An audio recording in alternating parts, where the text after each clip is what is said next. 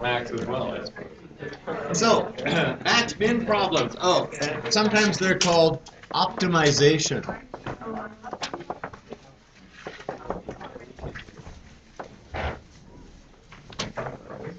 So sometimes we are truly looking for max or min, but sometimes we're trying to optimize something, right? Which means we find the minimum cost of doing something, or we're trying to maximize our profit. And obviously, calculus can help us, right? Because we know we can find maxes and mins. So, start off, we want to determine two numbers whose product is 4 and whose sum of squares is a minimum. Okay, so two numbers whose product is 4 means they multiply to give you 4, and the sum of their squares is a minimum. So let's start off by saying that the numbers. Teacher, sorry for the interruption. Just a reminder to both soccer teams, both games have been canceled due to the inclement weather. Thank you. And that will live forever on YouTube. That both games were canceled due to inclement weather. As with the occasional email popping up and other sort of thing. Okay, so what do we know? We know that their product, so we know that x times y is equal to 4. So y is equal to 4 over x. And the idea being that we want to get this expressed in terms of one variable, right? Because then we can find the derivative and away we go. Okay, so the sum of the squares will be x squared plus 4 over x squared, right? I mean, that's y squared, but y is 4 over x, right? So the sum of the squares is x squared plus 4 over x, quantity squared, which is x squared plus 16 over x squared, which we can then write as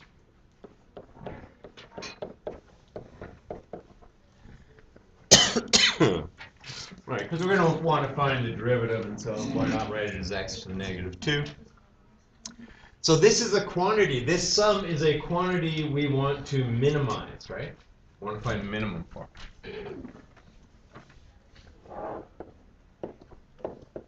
So in order to find the minimum, we need to look at, or maximum, right? We don't know which. So when we find this thing, we know it's a min or max. We have to show which one it is, right? So that we can make a final statement and say, look, it is the minimum, or whatever. So s prime is 2x minus 32x to the negative 3. Okay, and out of this we can factor a 2 and an x to the negative 3. So that'll give me x to the 4th minus 16. So take a look at that, convince yourself that that really is correct, or correct me if I'm wrong, that will multiply back out. And that's a difference of squares, right? So we got 2x to the negative 3, and we got x squared plus 4, and x squared minus 4. And you can't do much with that, and it's always positive anyways, right? But you can do.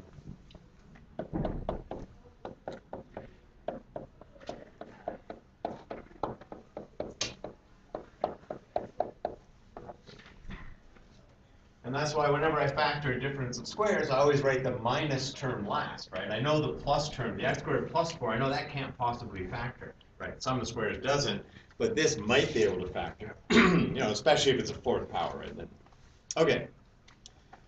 So we need to get that equal to 0, right? We need to set s prime equal to 0. So, wait a sec. Let's throw that down on the bottom. So here, let's just 2. We got x squared plus 4. We got x plus 2. X minus 2 over x cubed. Right, I should actually move that down there a little earlier, but.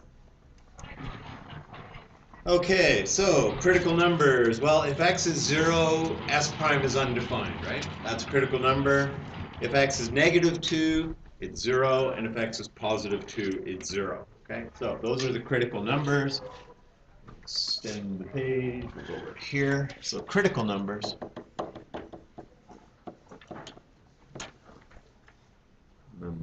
So S prime does not exist when x equals 0.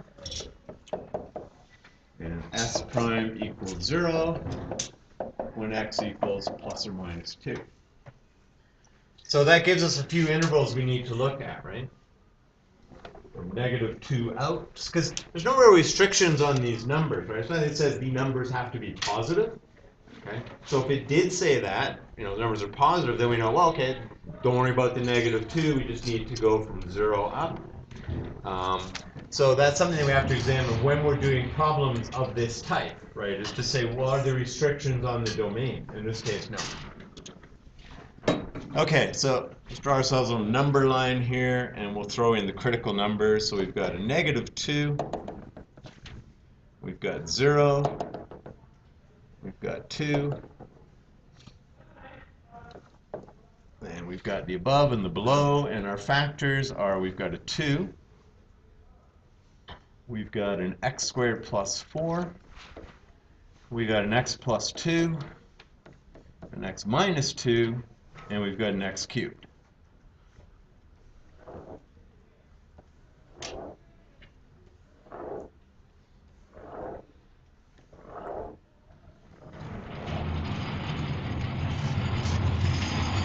And when we do all that, we're going to be able to say something about S prime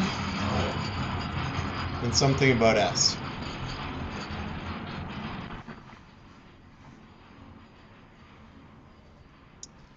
Okay, so 2 is always positive, right? So we're just going to plus it all the way across.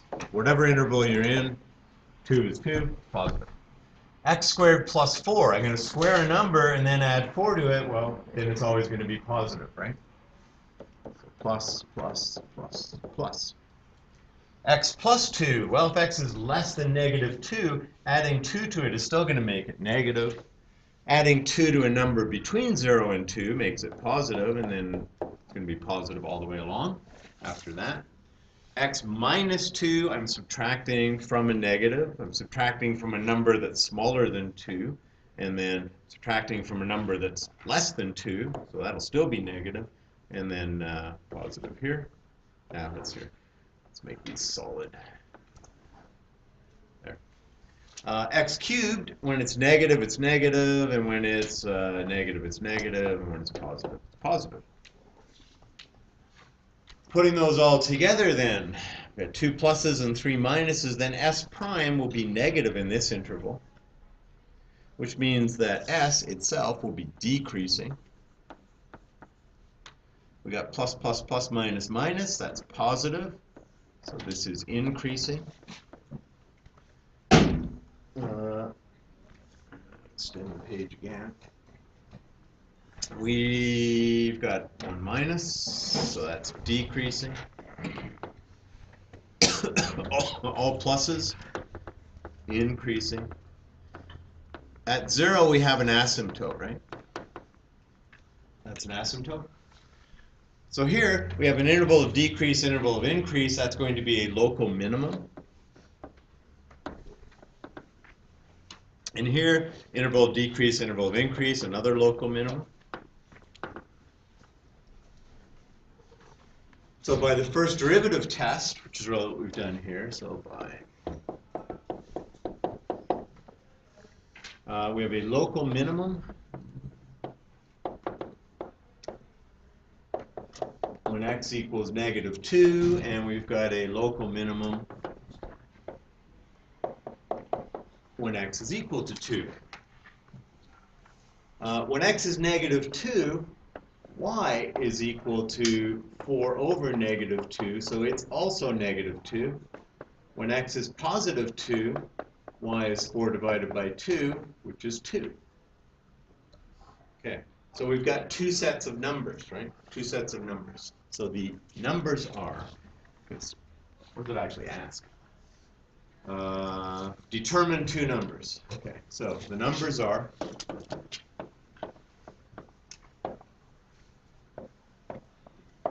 -2 and -2, or 2 and 2.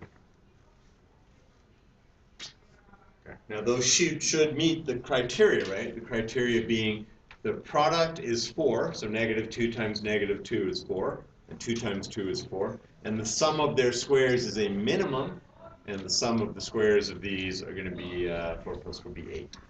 And that would be the minimum value.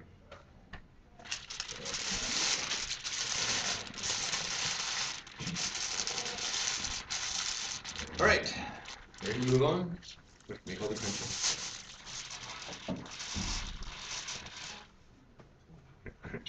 It's was it Subway Thursday or something?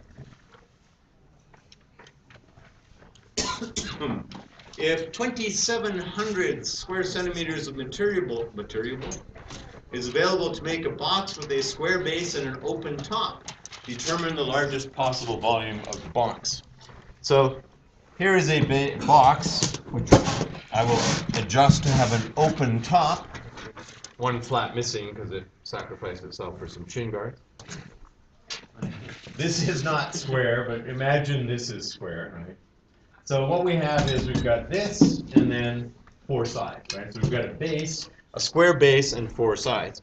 So you know what? It always helps, or often helps, to draw a diagram. Not when it's 2 numbers. You have to draw a picture of 2 numbers, right? But draw a box. So I want a box with a square base. Let's call this B and B. And then from that, so a box or a cube has 6 sides, right? That's what we're looking at, but we've got an open top. So we only have to have a side hanging off of each of these guys. So this is what we call a net, or just a folded out box, right? And it's going to have some height h. So it's a square base, so it's B and B on the base, and then there is some height. And we need to get the largest possible volume, and we have 2,700 square centimeters with which to work. Okay. All right, so where are we going to start? We will start with volume. So the volume is going to be B squared times H. Right? Volume of a rectangular prism is the area of the base times the height. So B squared times H. And the area is B squared, that's the area of the base, plus we've got 4 of these guys, which are rectangles, with an area of BH, so 4BH. But wait a second, we know something about the area, right? We know that the area, so B squared plus 4BH is equal to 2,700. Because we have 2,700 square centimeters of material. So that's what we have to work with. So what we can then do is solve this for H, so that we have an expression for V in terms of only the variable B, right? And then we will find out what the dimensions will be. All right, so what do we got? We got 4BH is 2,700 minus B squared. And so H is 2,700 minus B squared over 4B, which can be written as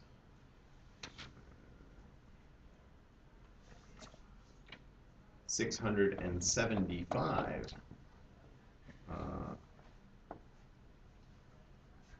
Hang on, what am I doing here? Oh, right, never mind, that's H. Let's go over here, back to V. So, back to the volume. So, volume is B squared times 2,700 minus B squared over 4B. All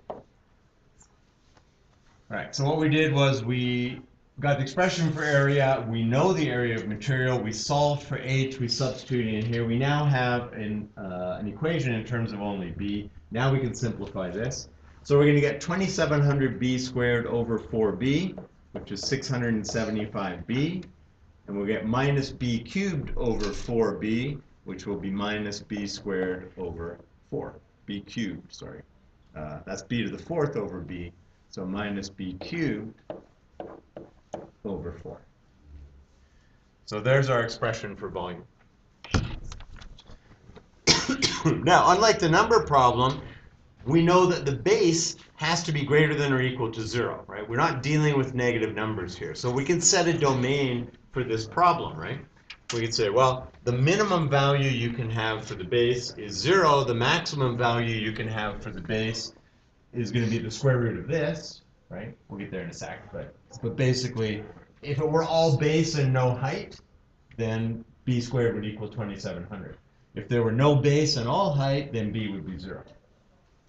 Okay. All right, so we know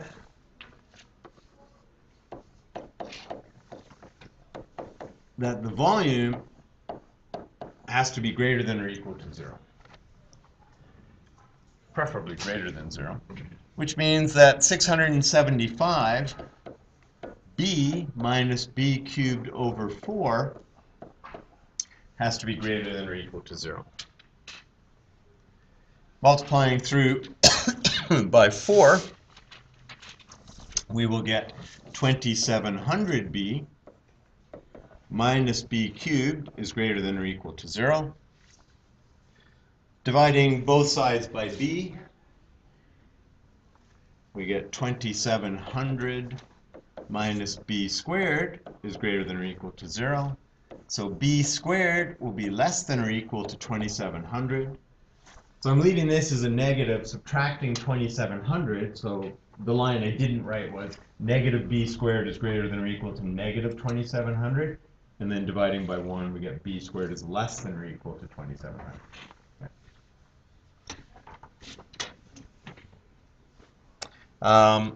We know that b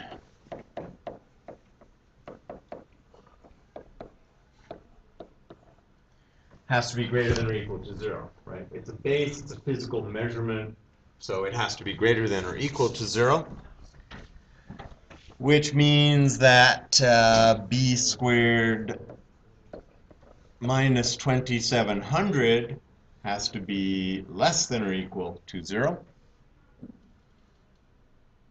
Oh, hang on. What am I doing here? B squared minus 2700. Ah, wait. No, I was there anyways. Hold on.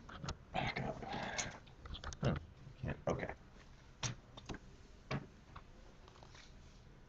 All right. So here, where were we? B squared is less than. So B is less than or equal to root 2700.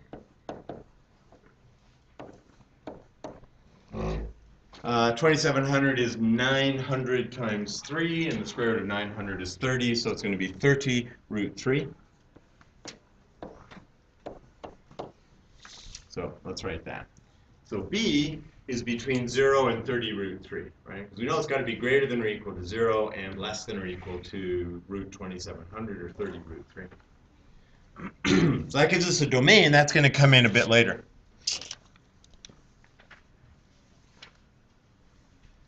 So let's separate that off. Let's go back to our volume now. So we want to maximize the volume, which means we need to find the derivative. So V prime is 675 minus 3b squared over 4. We could factor out a negative 3/4. That's going to make that positive, so it'll be b squared. That's going to make this negative, right? So I'm multiplying two negatives together. And I'm going to have to multiply it by 4/3, right? 3 goes into 675 225 times. 225 times 4 is 900. So far, stuff you can do without a calculator, right? I mean, not necessarily easily, but you can do it without a calculator.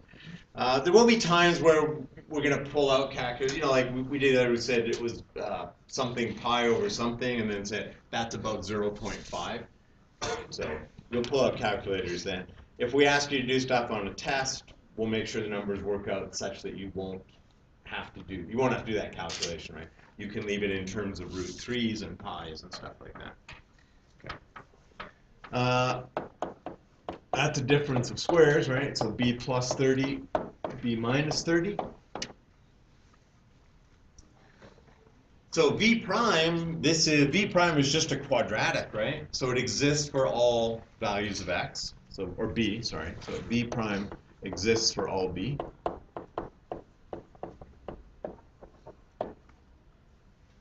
And v prime is equal to 0. So we're not looking at the critical numbers where v prime doesn't exist. It doesn't not exist, right? It does exist. So v prime equals 0 means that b is equal to negative 30 or b is equal to 30. And we can cross off the negative 30, right? We're not interested in that because we've predetermined that b has to be between 0 and 30 root 3. Okay, so we're only going to deal with b equals 30. So let's slide up here. We'll squeeze into here. So what do I got? We know we got 0. We know we've got 30. And we know we've got 30 root 3. Right? So we know that b is between 0 and 30 root 3, but we need to see what's going on in these intervals to see, well, what's happening at 30, which is the critical number, right? So we've got a factor of negative 3/4, we've got a factor of b plus 30, and we've got a factor of b minus 30. Put them all together, and you get v prime.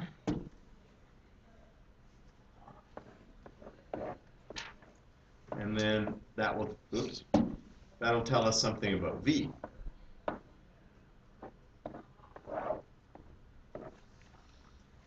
All right, so negative 3/4 is just negative, right? B plus 30, so I'm adding 30 to, well, b plus 30 is just going to be positive everywhere, right? We're only dealing with positive numbers. B minus 30, if I subtract 30, that'll be negative, but this one will be positive. So v prime, this one is positive, and this one is negative. So this is positive, so it's increasing. And this is negative, so it's decreasing. So right here, we have a local maximum. So hopefully whatever it is we were doing, we were trying to maximize it, right? Which we were, right? We're trying to find the maximum volume. So we have a maximum volume at 30, done, boom. But wait, we don't necessarily know that. We know that in this interval, we've got a local maximum at 30, but what's the absolute maximum on this interval? So think back, we have to figure out the volume when the base is 0, which is pretty easy because that's just 0. We have to figure out the volume when the base is 30 root 3, and the volume when the base is 30, and see what the absolute maximum on that interval is. Okay? So in this case, when we've set a domain, we actually have to examine all of the volumes on that domain at the critical values, right? The endpoints of the domain, and also here. Okay, so that's the next step. So at this point, let's just summarize this. At this point,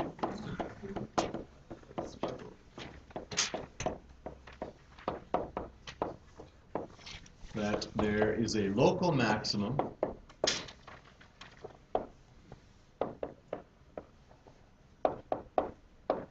when b is equal to 30 in the interval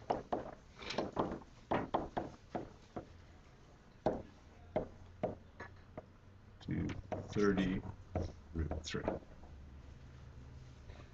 Okay, so to find the absolute maximum on that interval,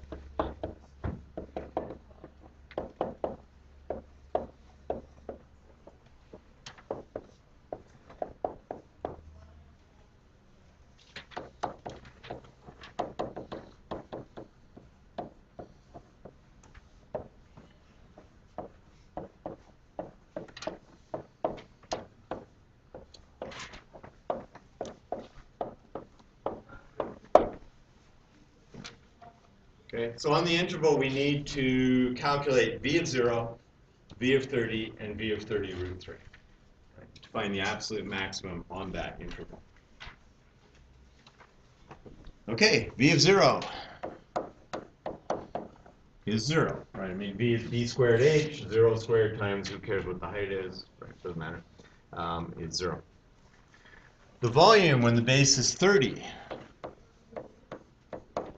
is, so we've got our formula for volume that we worked out in terms solely of the base, right? So we're not going to b squared h, we're going to 675b minus b cubed over 4. So 675 times 30 minus 1/4 of 30 cubed.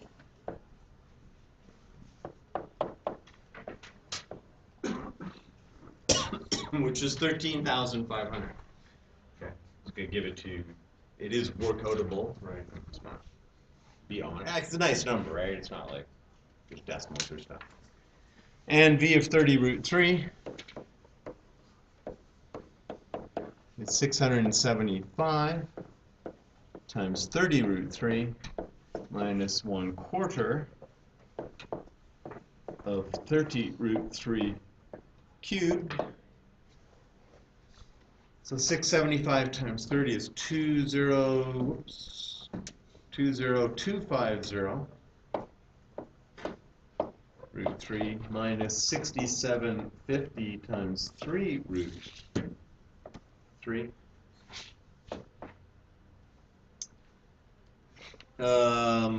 Which is 20250 root 3 minus 250 root 3, which is 0. All right, so we've got our base, right? The base that gives you a maximum volume of 13,500 is 30 centimeters. And if we want the height, we're going to go throw that base into here, right? Okay. So we have to go back. All right. So let's extend the page again. It's going to be long pages. So when the base is 30,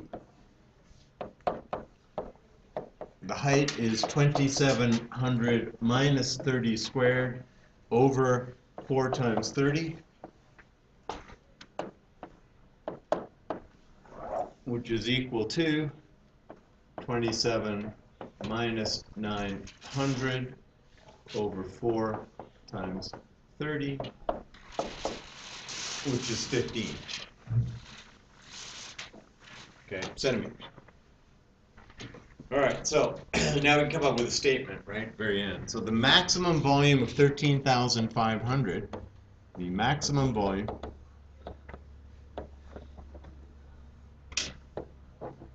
of 13, let's make it look nice, cubic centimeters occurs when the base is 30 centimeters by 30 centimeters, square base, right? And the height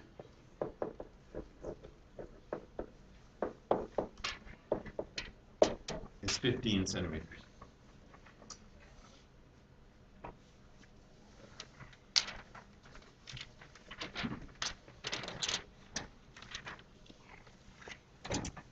Right? Halfway through the examples. The next one's a lot shorter. And we're just showing you different types, right? And if you want to find even more types, so there's examples in the book as well that you can look at. And if your mom wants to know, there's a lot of stuff online that you can look at. So. But you don't need to, right? I mean, just do the questions that are in the book and you'll be fine. All right, determine the point or points on the curve y equals x squared that is or are closest to 18,0.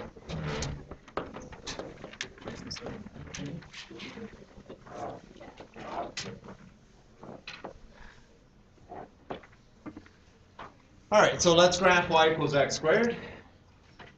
Let's plot the point 18,0.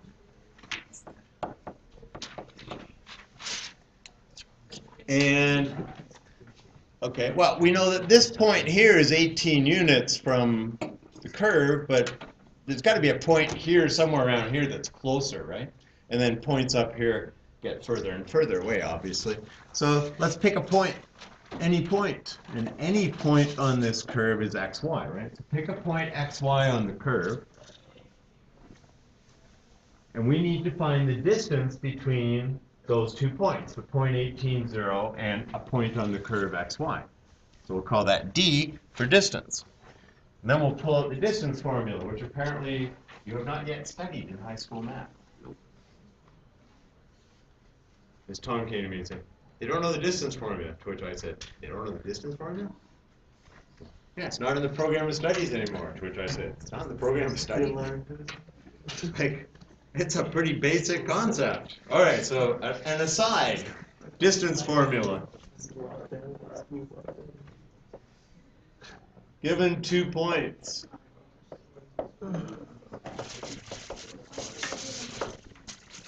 And in essence, you really don't need to know it, but basically what you do is just work off the Pythagorean theorem, right? So you say, okay, I've got 2 points, one at x1, y1, and one at x2, y2. Now, you've seen that before because you've done slope, right? They didn't leave you in total ignorance of some mathematical concepts. So this distance here is y2 minus y1, right? That's a y2 because this point here has coordinates x2, y1, right? That's x1, y1, so any point on this horizontal line has a coordinate y1. This is x2, y2, any point on the vertical line has the same x coordinates. So we call that d, then d squared is equal to this distance here is x2 minus x1. So d squared is equal to x2 minus x1 squared plus y2 minus y1 squared. Okay. Just using Pythagorean theorem, and then d is the square root of that. Is that x cubed? I mean x squared, or is that x cubed? That should be an x2.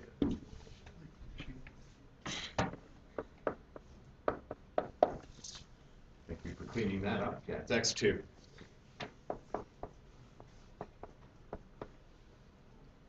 There you go, distance formula. You should actually learn that in grade 10. I mean, and it's not our fault. It's curriculum. But they want to redesign it, so don't worry. Others will suffer. And really, you don't really need to know it, I guess, in a sense, right? Because you can say, well, all right, so what do I know? I know this distance here is x, right, from there to there, because that's the point x, y. And I know this distance here is y. And I know this distance from here to here is 18 minus x, right? That distance. Because these two guys have to add up to 18, right? So if that's x, that's 18 minus x. So we got y, we've got 18 minus x. We could just use Pythagorean theorem.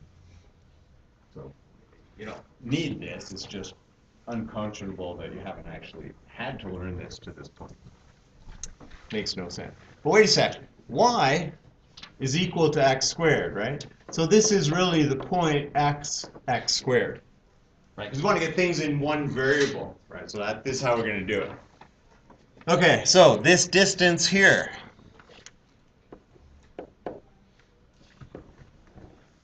So we got 18 minus x squared plus y squared. I'll write it in as y squared, and then we'll replace.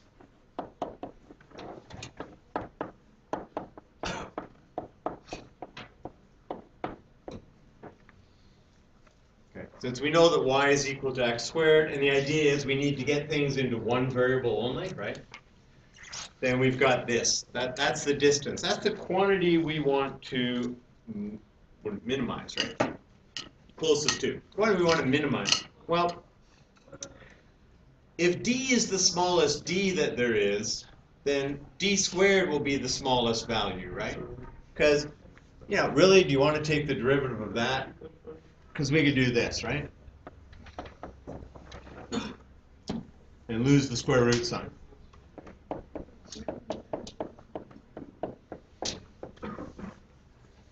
Okay, if we minimize d, then we minimize d squared, right? You've got the smallest d you can, you're going to have the smallest d squared you can. So let's call this big D. So let's drop the d squared and just go with d is equal to 18 squared. That's 320 10 times 18 is 180, and 8 times 10 is 80, and that's 260, and 8 times 8 is 64. 324. 324 minus 36x plus x squared plus x to the fourth. Okay, so there's D, big D.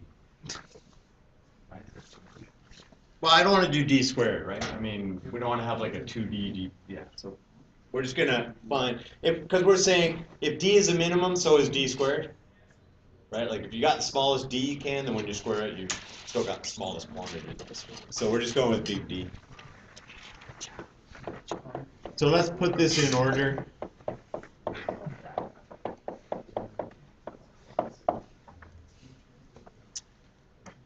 So we want the derivative.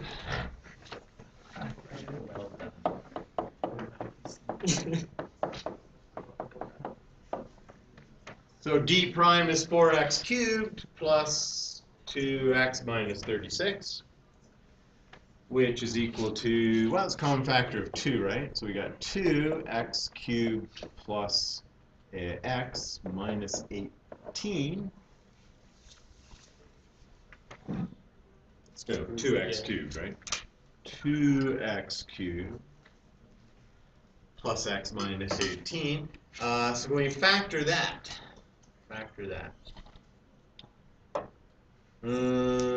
integral zeros. You did study that stuff, right? I'm pretty sure, right? I haven't taught there yet. I don't know. So it's okay. So it's got to be a multiple of 18. 1, that's not going to work. 2, 8, 16, 8 dot 2, right? So 2 is the root of this, right? 2 cubed, 8, 16, 18, 0. So x minus 2 is a factor. And what do we got? We got a 2, we got 0, we got 1, we've got negative 18. We have a 2, we got negative 4, which is 4, which is negative 8, which is 9, which is negative 18, which is 0. We do that. Okay, so what is this? It's 2. What do we got? We got x minus 2 as a factor, and then we've got 2x squared plus 4x plus 9 is also a factor. So d prime is a cubic, right? I mean, we see that here. So then d prime exists everywhere, right? There's no values for a cubic that we can't do. So d prime exists everywhere.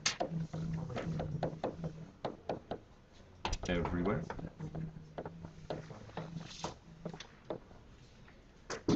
D prime equals 0 means that x equals 2, or x equals, all right, wait, let's go off here.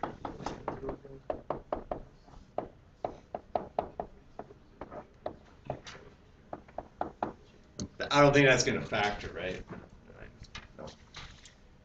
So negative 4 plus or minus the square root of 4 squared minus 4 times 2 times 9 over 2 times 2. Okay, wait a sec. So this is like 16 minus 72. So this is negative. So there's no real roots. Okay. Since b squared minus 4ac is less than 0, no real roots. So the only zeros for this are x equals 2. Right? So d prime exists everywhere. And what's the original question? All right, we're doing. So we can have. I was just looking to see if we could have negative x's, right? There's no restriction on the domain here. Although I'm pretty sure that the point we're looking for is positive because the negative points are, like we know x isn't going to be less than 0, right? It's got to be the closest. So. All right. So what are we looking at here? We are looking at.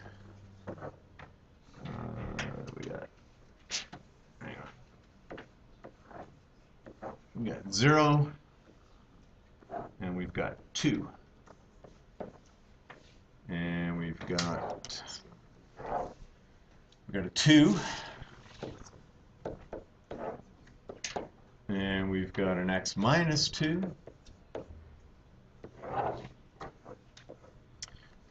2x squared plus 4x plus 9. Okay, so for negatives, x minus 2 will be negative. And it'll be negative. It'll be, forget this, right? We know that it can't be less than 0. You just look at the diagram, you can tell. So let's just worry about 0, 2, and so 2x squared plus 4x plus 9 will be positive there and positive there. So what does that say about d prime? And what does that say about d? So d prime is negative, d prime is positive. This is decreasing, this is increasing. So decrease, increase, leading to a minimum, local minimum. A local minimum. So we have a local minimum when x is equal to 2. Local minimum.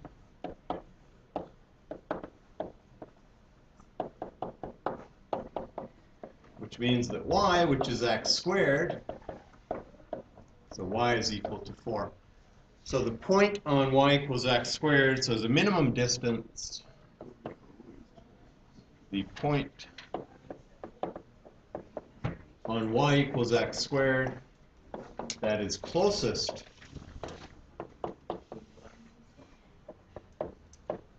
to 18, 0 is 0.24.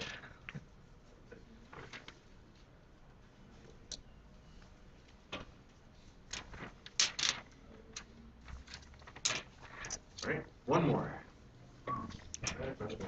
Yes. You know, you changed it to capital D and then found the derivative. Yeah. Isn't that, where's the 2D go? So 2D, so okay, so we said D is equal to, we had the square root thing, right? Now, I really don't want to take the derivative, you know, like it's just more complicated, so let's do D squared. Which point you say, but now you're not really minimizing D, you're minimizing D squared, right? But if D is the smallest distance, then its square will also be smallest, right? So that's why. We're just saying, hey, if I'm minimizing D, then D squared is as small as it can be, and it's a lot easier to take the derivative when you don't have that square root than when you do. I think we saw this yesterday, or the day before, when we did one and we said, let's leave it as D squared, but then we had the 2D, D whatever, right?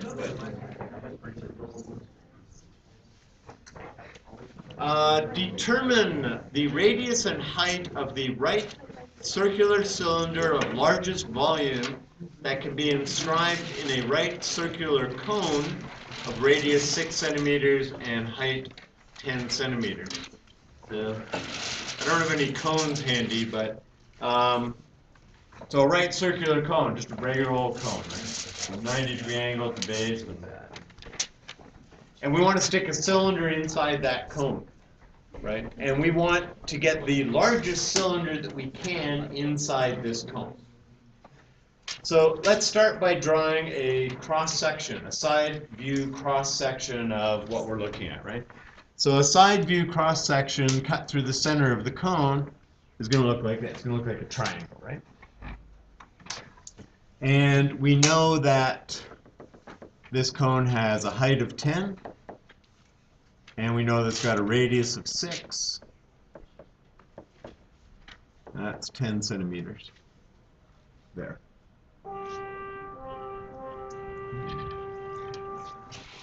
Inside this, we're going to put a cylinder, right? So here's the cross-section of the cylinder. So the cylinder is going to look like, if you cut a cylinder, just think of a can, and if you cut a can, you're just going to see a rectangle, right? It's through the center of it, right? It's obviously centered there, and we're taking a slice through it. And this has a radius of r and a height of h. So let's not call that h, let's just call that 10.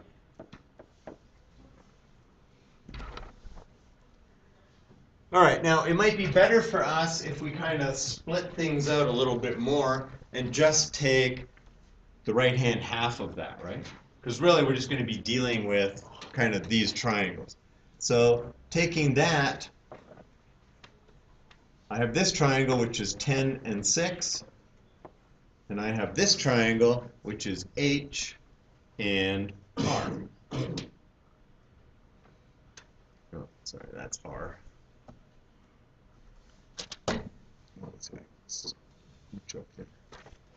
Okay, so that's 6. That's 10. That's R.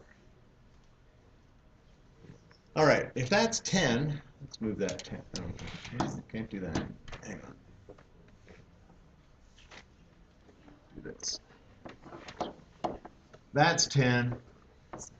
This is H. So what's this distance here? 10 minus H, right? Because these two guys have to add up to 10. So H, 10 minus H. So we have similar triangles, right? We got a 10, 6 triangle. We've also got this triangle here. 10 minus H and R. So this triangle here is similar to the entire triangle, right? This guy. And this. So 10 minus H over R, the height of this triangle over its base is equal to the height of this triangle over its base. Okay, because we got to get rid of one of the variables, right? In this case, H. We need to, so we got 60 minus 6H is equal to 10R. We want to solve this for H, right? So that we then have an expression that's going to be only in terms of R, because we actually want to work out the volume of the cylinder, right? Which is pi R squared H. Okay, so negative 6H is 10R minus 60. H will be equal to, well, we divide by negative 6, it's going to be 10 minus 10 over 6R. Well, I'm flipping signs. So negative 60 divided by negative 6 is positive 10, and then this is positive, and it's going to be negative, and so I'm just going to write them positive first, then negative.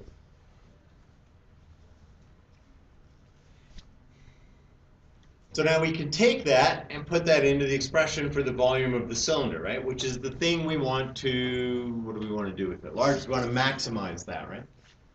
So the volume of the cylinder, let's just call it V, is pi R squared 10 minus 5/3 R.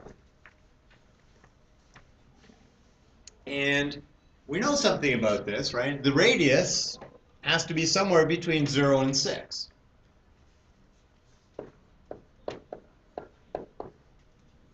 So we have a restriction on our domain, right? Radius can't be negative. It has to be a positive quantity. It can't be, it could be 0, and it could be 6, but it can't be anything outside of those. All right, so where are we going here?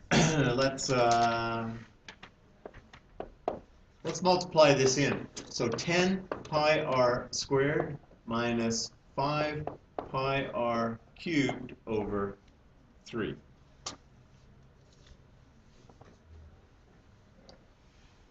And let's take the derivative of that.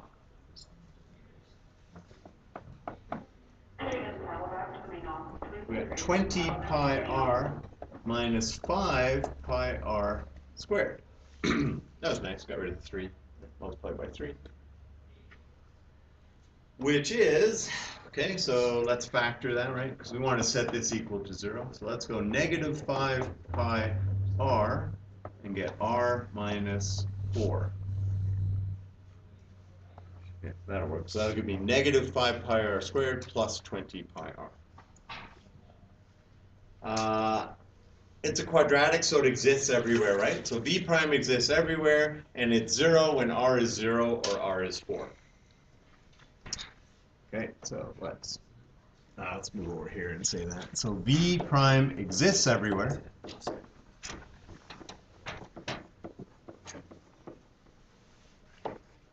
R plus 4. No, not the way I wrote it, because I factored a negative 5R, so I need a negative. I need a 20, positive 20, so I need to have negative times a negative. Okay. I mean, we could have written it as 5 pi r and then 4 minus r, I guess, right? But, so what do we got? R is equal to 0 or r is equal to 4? Okay, so we need to look in the interval from 0 to 4 and 4 to 6 and figure out what's happening at 4. So when r, where do we go? Right, so what do we got? We got 0. We got 4. We got 6. We got, I don't even want that. Clean. So we've got negative 5 pi r. We got r minus 4. And that's it. And that'll give us v prime. And what does that say about v? So negative 5 pi r is just going to be negative, right? Because the radius is, we're only interested in radii between 0 and 6. R minus 4, so subtract 4, we got that. So v prime is positive here and negative here. That's increasing and decreasing, which leads to a local max. So we know there's a local maximum at 4, and we're going to have to figure out what the volume is when the radius is 0, which is kind of easy because it's just 0. When it's 4, which we have to plug in, and when it's 6, which is kind of easy because it's 0. When the radius is 6, then the height is 0, and when the radius is 0, then it doesn't matter what the height is, the volume will be 0. Okay, so we need to determine volumes. So we need to determine v of 0, v of 4, and v of 6. All right, and just because most of the time it's actually going to be where we think it is, doesn't mean it always is. So don't go and make that assumption. That's when bridges fall down. It's like, oh, it has to be there. You know, we'll just cut some corners here. It'll save a minute or two.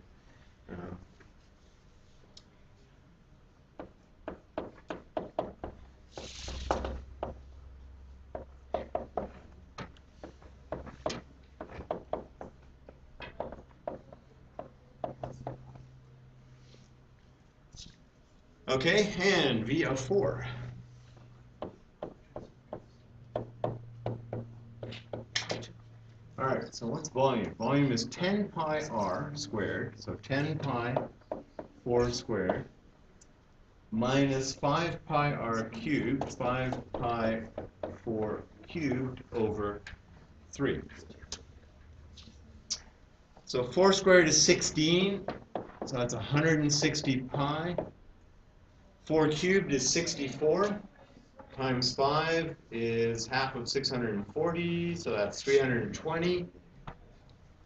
So 320 pi over 3.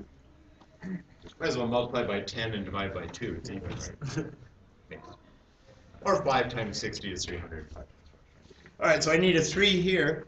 So that'll be 480 pi over 3 minus 320 pi over 3, which is 160 pi over 3.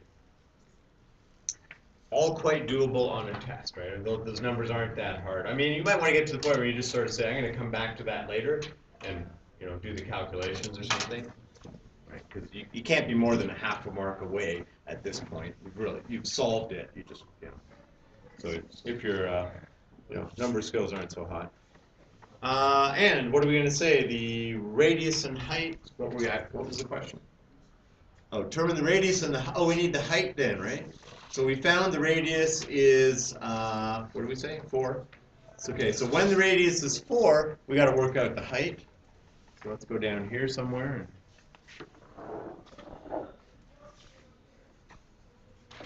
When r equals 4, h is equal to 10 minus 5, which is 10 minus 20 thirds, which is 10 thirds. Okay. There we go. Now we have, what did I? From the radius and the height. Okay, we've done that. We've got the radius is 4, now we've got the height. So the radius and the height of the radius and height of the cylinder of maximum volume